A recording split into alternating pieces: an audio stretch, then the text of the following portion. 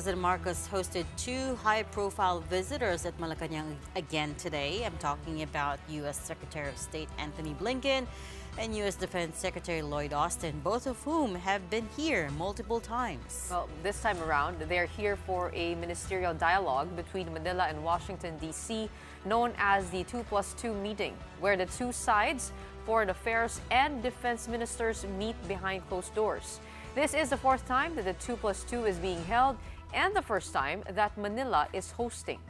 Now, the big takeaway this time is the $500 million in military funding that the United States has pledged, which will be going towards modernizing the Philippines' Navy and Coast Guard assets. Maricel Halili has the big story tonight.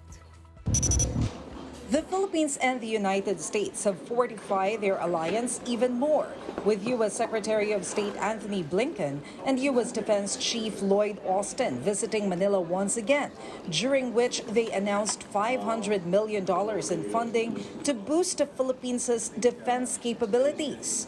First thing today, they paid a courtesy visit to President Marcos in Malacanang. Then met with their counterparts, Philippine Defense Secretary Gibo Chodoro and Foreign Affairs Secretary Enrique Manalo, for a 2+2 ministerial dialogue. This is the fourth 2+2 dialogue between the two countries and the Philippines' first time to host, making it a historic affair. The first three times it was held in Washington, D.C. Both sides touted healthy communication lines, with President Marcos underscoring the importance of agile responses amid heightened maritime tensions. I'm a bit surprised considering how interesting your political situation has become back in the States, but I'm glad that you found the time to come and visit with us. I'm always very happy that these communication lines are very open, so that all the things that we are doing together, in terms of our alliance, in terms of the specific context of our situation here in the West Philippine Sea and in the Indo-Pacific, are continuously examined and re-examined. So we are agile in terms of our responses. So I think really evidence of a steady drumbeat of very high-level engagements between our countries that are covering the full range of issues and opportunities that bring us together, not only security, but also economic, and we're truly grateful for this partnership. Blinken and Austin also reaffirmed the United States' commitment to uphold international law in the disputed waters. Their visit comes on the heels of the recent resupply mission to Ayungin Shoal under a provisional arrangement between the Philippines and China.